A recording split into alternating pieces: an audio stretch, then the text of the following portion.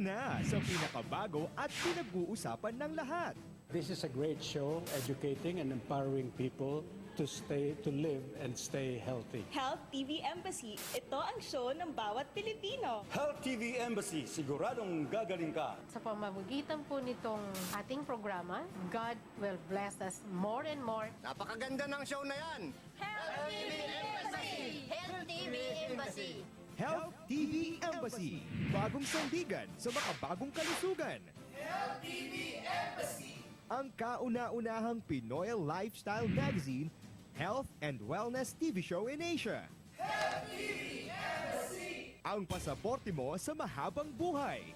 Health TV Embassy! Kasama ang veteran radio and TV anchor na si Aida Gonzalez bilang health ambassador host ng programa. Ihahatid niya ang mga bago at magandang balita sa kalusugan. At sa buong mundo. Kasama rin ang integrative doctor na si Doktora Delia Maceda bilang wellness diplomat. Siya ang aalalay sa atin sa paghimay ng mga sakit ng lipunan. Kasama rin sa bagong magpapangati ng umaga natin, si Kigong, ang Koreanoy, dugong Koreano na may pusong Pinoy. Siya ang ating magiging health TV correspondent. Health TV Embassy! Mapapanood na tuwing Sabado, 10 to 11 a.m. dito sa sumisikat na bagong telebisyon ng bansa.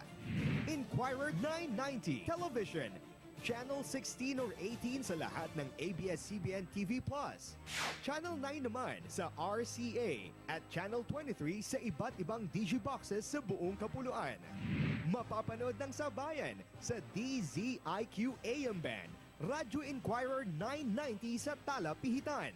Live streaming din ito sa www.radioinquirer.net. Basta may internet data o wifi ka, live mo itong mapapanood sa iyong cellphone. Mag-download lang ng free mobile app ng Radyo Inquirer. Kahit saan ka sa mundo, pwede mo itong mapanood ng live. Kaya wala nang kawala dahil ang mga aray-aray at sakit mo dito ay mawawala. Health TV Embassy!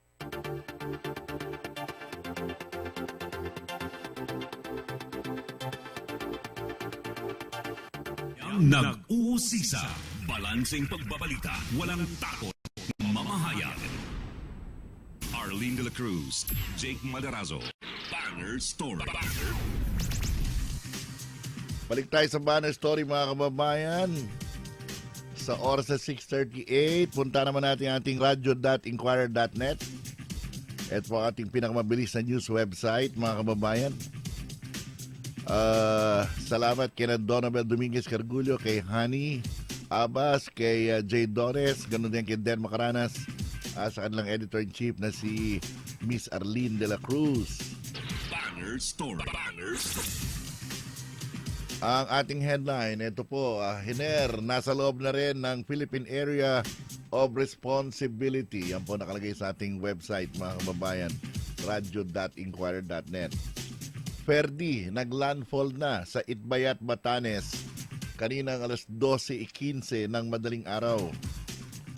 Pilipinas hindi bibitiw sa US Alliance, sabi ni Duterte. Sabi naman ng Liberal Party stalwart, si Pangulo mismo nag-i-impeach sa sarili niya. Deposition ni Mary Jane kukunin sa Indonesia. Pangulong Duterte itinanggi na nagbigay ng go signal para bitayin si Veloso. 2-year moratorium sa farmland conversions ipatutupad. Food and Drug Administration may paglabag ukol sa abortion drugs. Yan ang sabi po sa report. 2 patay sa banggaan ng motorsiklo at saka SUV sa Nueva Vizcaya. At Pinoy crewman patay sa aksidente sa pinakamalaking luxury liner. At confidential medical records sa mga atletang lumahok sa Rio Games ipinakalat ng mga hacker sa internet. Yan po nilalaman ng ating radio.inquirer.net sa panulat po ni na Miss Hani Abbas, Donabel Dominguez Cargullo, si Miss Arlene de la Cruz. Samantala, 6:40 in the morning mga kababayan. Arlene de la Cruz, Jake Madarazo, Banger Story. Punta naman natin ang ating payagang libre. Good morning, Chito de la Vega. The best things in life are libre. Ang cute naman itong picture na ito, ha. Pagpunta ho ng mga Oplan Tukhang, abay, nakasilip naman yung isang aso. nasa may pintuan. Duterte, walang hiwalayan ng US at Pilipinas. Besties pa rin. Yan ang sinasabi po, mga babayan. Inquirer libre, the best things in life are libre. Libre po yan sa MRT, LRT1, LRT2. Ganun din sa PNR at saka sa MRT3. Ang natatanging rail newspaper po ng ating bansa. Of course, meron na rin Cebu libre ngayon, ha? At saka meron na rin Davao libre. Arlene de la Cruz, Jake Madarazo, Banger Story. Bangers.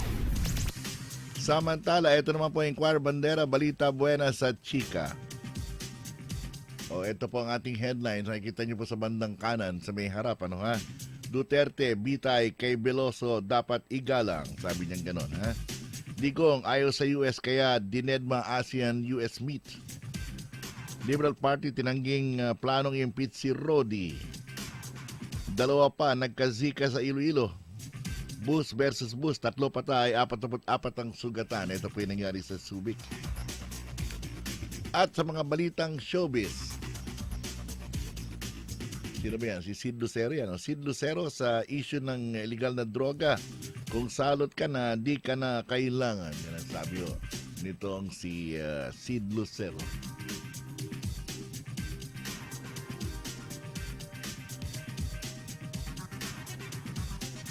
Sa iba pang balita mga kababayan, napatunayan ni Chris, lahat pwedeng itapon, walang reyna-reyna sa ABS. Yan ang sinasabi ko, ha? Walang reyna-reyna sa ABS-CBN. Lahat dispensable. Leia, dead man na sa arestadong utol. Ang sarap talaga ng good news. Ang sabi ko nitong si Leia Salonga. Gerald at Bea, baliw na baliw sa isa't isa. Patutunayang may forever. Yan ang sabi po ni Gerald at saka ni Bea Lucero.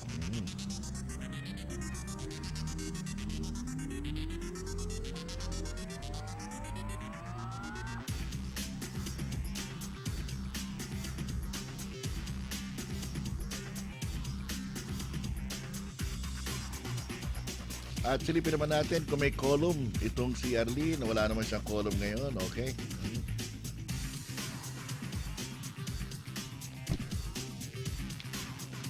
Sino ba yan? Sila Marian Rivera yan, ha? In the meantime, alas 6:43 ng umaga, mga kababayan, punta naman natin ang Philippine Daily Inquirer. Ang Philippine Daily Inquirer, balanced news, fearless views. Ito po ang number 1 broadsheet newspaper po sa buong bansa, mga kababayan. Ang ganda po ng picture natin sa ating Philippine Daily Inquirer. Ito po yung mga special forces ng Amerika. Na nandyan daw sa Western Mindanao Command Grandstand.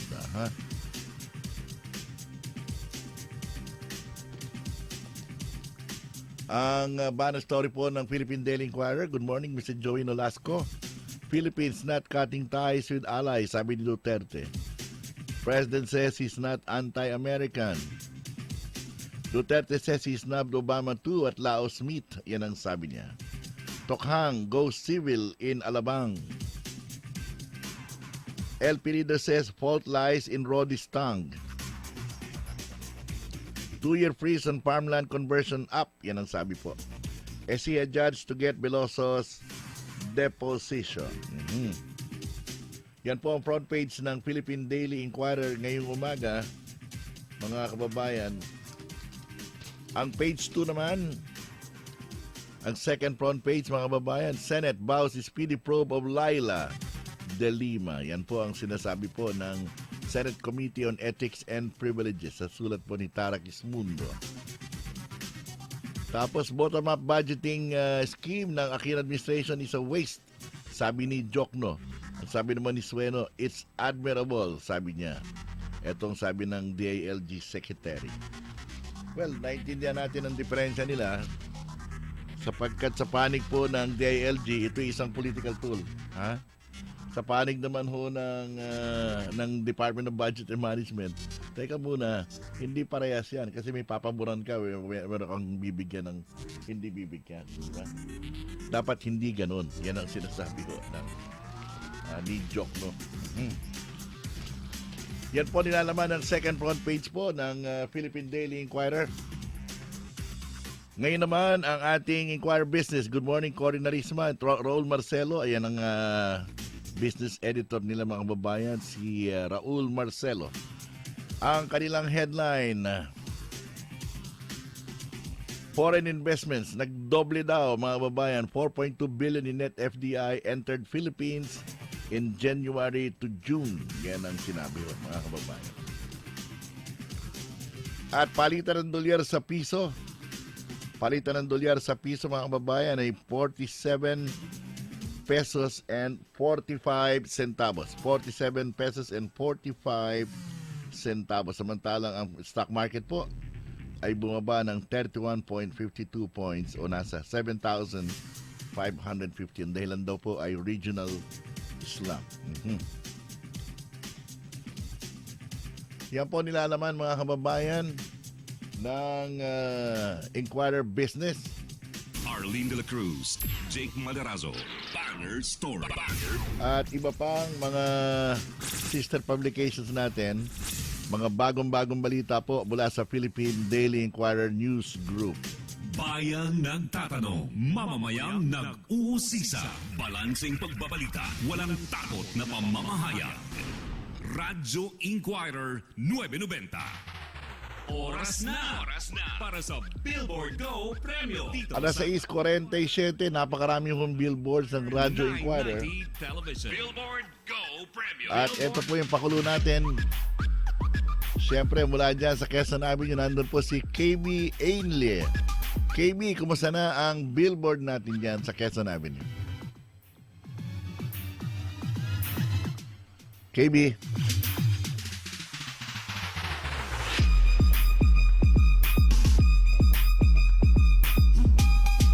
KB, wala ka pa.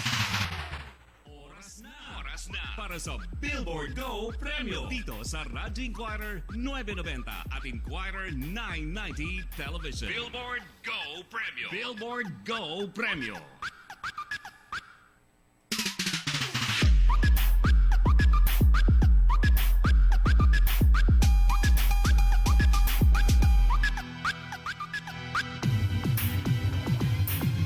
O sige, balikan natin si KB, no, ha? Pero punta na muna natin si Jong Manlapas.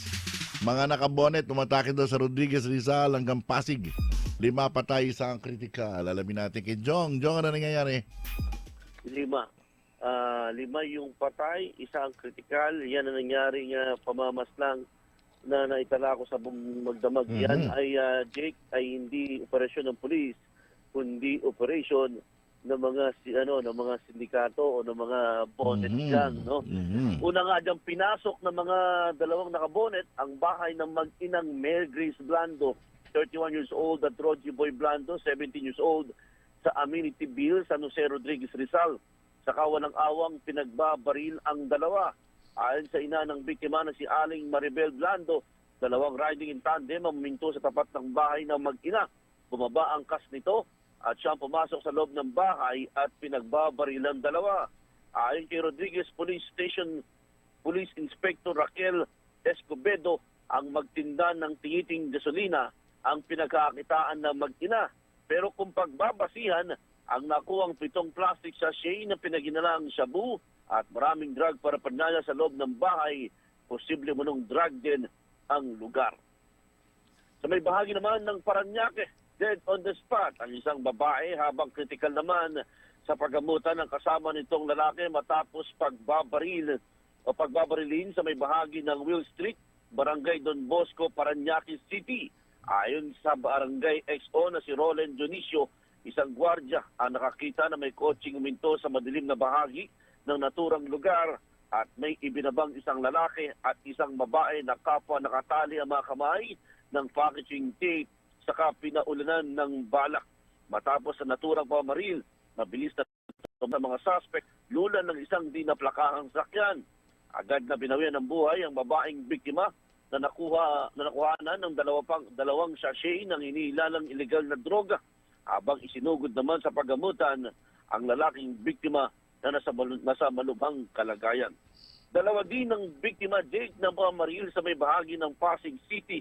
Unang biktima ay kinilalang sa pangalan Kevin Miguel, 28 years old, na agad na binawian ng buhay matapos pagbabarilin ng dalawang di nakilalang suspect sa may bahagi ng Conducto Street Corner Dr. Sisto Antonio Avenue sa may barangay Canyogan, Pasig City. Ayon sa ilang residente sa lugar, nakatambay ang sa isang establishmento si Miguel nang biglang dumating ang dalawang suspect na nakamotorsiklo at agad siyang pinaputukan ng makailang beses. Minsan nang na-off-plan tukang si Miguel, ngunit di sumipot sa mga seminar na isinagawa ng mga otoridad. Tatlong nakabonit naman ang umabol kay Amir Rodin Sani, 27 years old, at pinagbabaril ito sa isang bahay na pinagtaguan nito sa Kaliwag, Pinagbuhatan, Pasig. Ayon sa mga saksi, pagkatapos ng pamamaril, naglakad lang na lumabas ng compound ng mga saralin bago sumakay ng motorsiklo na naghihintay sa kanila at mabilis na tumakas.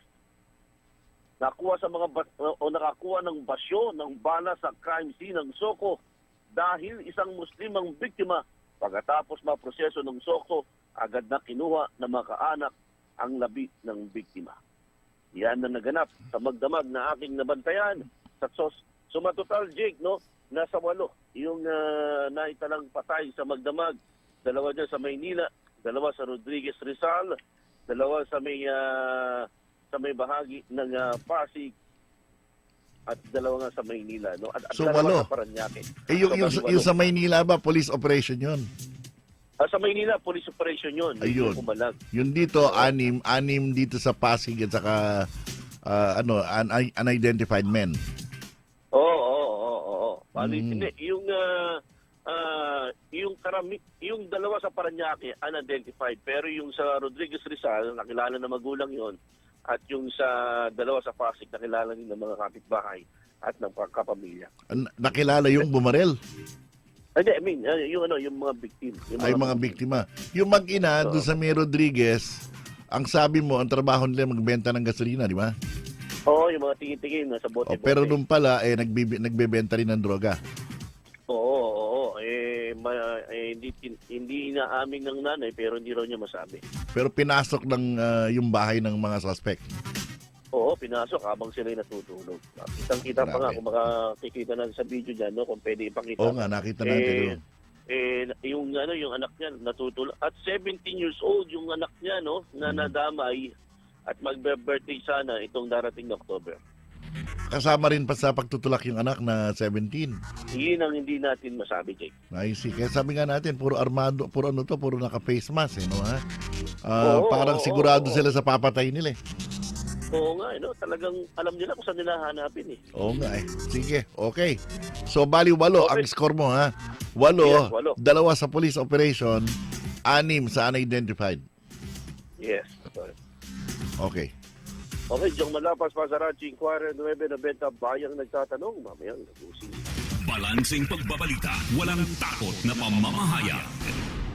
6:54 ng umaga, nagbabalik. Oras na para sa Billboard Go Premio dito sa Radyo Inquirer 990 at Inquirer 990 Television. Billboard Go Premio. Billboard. Miss KB Ainley, nasa Quezon Avenue sa EDSA. Good morning, KB. Good morning, Jake. At nandito nga tayo sa may Quezon Avenue, malapit dito sa MRT sa EDSA. At ito nga, katabi ko na ngayon ang ating lucky winner ng Billboard Go Premio na si Ate Mariel Gesta. Hi, Ate. Good morning. Bali, taga saan po kayo, Ate? Fairview po. Taga Fairview si Ate. Saan ka ngayon papunta, Ate? Sa Krame natin. Pupunta ngayon si Ate sa Krame. At napadaan siya kanina. Siyempre nakita natin na dito siya sa malapit sa billboard natin dito sa Quezon Avenue. At ate, tatanungin ka lang namin para dito sa price namin, cute na si Guyito. At tanong namin ngayon nga ate, ano ang pangalan ng website ng Radio Inquirer? radio.inquirer.net. Ayan, nakuha ni ate ang tamang sagot na radio.inquirer.net. At ito nga, ibibigay natin na sa kanya ang premyo niya na Guyito. At sana mag-ingat ka ate sa iyong biyahe ngayong umaga. Sana hindi ka matraffic dito sa EDSA. Ayan po ang ating Billboard Go Premyo para ngayong umaga. Ako po si KB Elia para sa Radio Inquirer 990. Bayang nagtatanong, mamamayang nag-uusisa. Oras na para sa Billboard Go Premyo dito sa Radyo Inquirer 990. Maraming salamat sa iyo, KB Aidley. Nandyan po siya doon sa ating mga billboards na nagkalat po sa buong Metro Manila. Arlene De La Cruz, Jake Madarazo, Bangers Story. Patuloy mga kababayan ang pagmamonitor natin dito po sa gera sa illegal drugs ng Duterte administration. Abay dito po sa lungsod ng Makati, 6 na precinct commander sinibak. Bakit kaya? Alamin natin kay Miss Chona Yu. Chona, good morning. Jake, marami-rami itong station commander, 6 na station commander. Itong sinibak ni Makati Chief of Police Senior Superintendent Romel Mitra. Ito ay dahil sa kabiguan ng mga station commander na maipatupad yung Oplan double barrel. Na ang ibig sabihin ay isang kalabit sa barrel, 2 trigger ang puputok. Mayroong barrel na nakakalabit sa taas sa high value target at mayroong barrel na tatama doon sa baba, doon sa mga street level personalities. Kabilang sa mga sinibak ni Mitra, itong station commander ng Police Community Precinct 1, ito ay sa may bahagi ng Olympia, itong si Police Chief Inspector Rudy Talod. Pinalitan itong si Talod ni Police Chief Inspector Warley Candelaria Hermo. Maging yung station commander ng PCT3 sa San Isidro, itong si Senior Inspector Bernardo Bacalso Jr. ay pinalitan siya ni Senior Inspector Balmark Ponelas. Sa PCP7 naman, ito ay sa Guadalupe Nuevo, itong si Chief Inspector Noel de Ocampo ay nasibak din sa kanyang pwesto at pinalitan nitong si Senior Inspector Regidor de Malanta. Yung Police Community Precinct Station Commander 8 ng West Rembo, itong si Police Inspector Rolito Pelayo ay nasibak din sa kanyang pwesto at pinalitan nitong si Chief Inspector Armando Yu. Sa Station 9, hindi rin nakaligtas sa may Rembo, itong si Chief Inspector Romel Resurrection at pinalitan nito ni Senior Inspector Bernardo Bacalso. Sa Station 10, PCP10 sa Rizal, itong si Chief Inspector Armando Yu ay pinalitan naman ni Chief Inspector Angel Bert Alan. Paliwanag nitong si Colonel Mitra, pinabalik na itong mga station commander sa Makati headquarters at gagawa muna sila ng police community work. Na-relieve sila dahil mahina yung kanilang anti-drug operation. Ibig sabihin, paliwanag nitong si Colonel Mitra, ay marami pa rin ang nagko-complain, nagrereklamo na marami pa rin yung drug pusher sa mga kalsada at hindi pa rin naayos yung sitwasyon. Chona Yu, Radio Inquirer, 990. Bayang nagtatanong, mamamayang nag-uusisa. Maraming salamat sa iyo, Miss Chona Yu. Arlene De La Cruz, Jake Madarazo, Bangers Story. Mabigat na mensahe yun, 6 na precinct commanders po sa Makati, mga kababayan. Ang sinibak for underperformance. Arlene De La Cruz. Dito po sa Oplan Double Barrel. Taga rito sa atin yan, no? Baka marami pa rin adik sa paligid, So, hindi gumagalaw ang Makati. Hindi gumagalaw ang Makati. Ay, nako. Sige, meron pa rin mga hepe na ikakay matigas pa rin ang ulo. So, tingnan natin. Arlene De La Cruz. In the meantime, mag-text kayo sa atin 0920-837-9790. Ingat na ingat sa bagyo. 2 na po yung bagyo natin nasa bansa, Si Perdi naglandfall kanina alas 12:15. Alas 12:15 na madaling araw, naglandfall po itong si Ferdi sa Itbayat, Batanes. Pagkatapos pumasok din at the same time sa PAR itong si Hiner. At pagkatapos meron pa rin nakaabang sa likod sa Chuuk Islands, nakaabang din ang bagyong papangalanan daw na Helen kapag pumasok sa PAR. So bali 3. Maswerte tayo, light to moderate lang po ang hanging habagat natin dahil yung water vapor at sinipsip nung nandun sa may Vietnam. Pero pag nawala ho yung sa Vietnam, eto na. Pagdating po ni Hiner, yung hanging habagat, malakas-lakas na ang ating hanging habagat ulit. In the meantime, Miyerkules ho ngayon mga kababayan, wala tayong aksidente, wala akong lindol na na-monitor, walang sunog tayong na-monitor ngayong umaga na ito. Ang ganda, kaya lang may bagyo. Pero mataas ang score ng patayan, 8 ngayong gabi sa Metro Manila. 8 ang sa Metro Manila, kasama na po ang Rodriguez Rizal. Sige po, mag-text kayo 0920-837-9790. Magbabalik po ang banner story maya-maya lamang. In the meantime, meron bang magbabalita ngayon? Si Miss Arlene de la Cruz. Siya mag-newscast ngayong alas 7. In the meantime, magbabalik po ang banner story maya-maya lamang. Ako po si Jake Madaraso. Bayang nagtatanong, mamamayang nag-uusisa, balanseng pagbabalita, walang takot na pamamahayag. Radyo Inquirer 990. Oras alas 7:01 ng umaga. Ang oras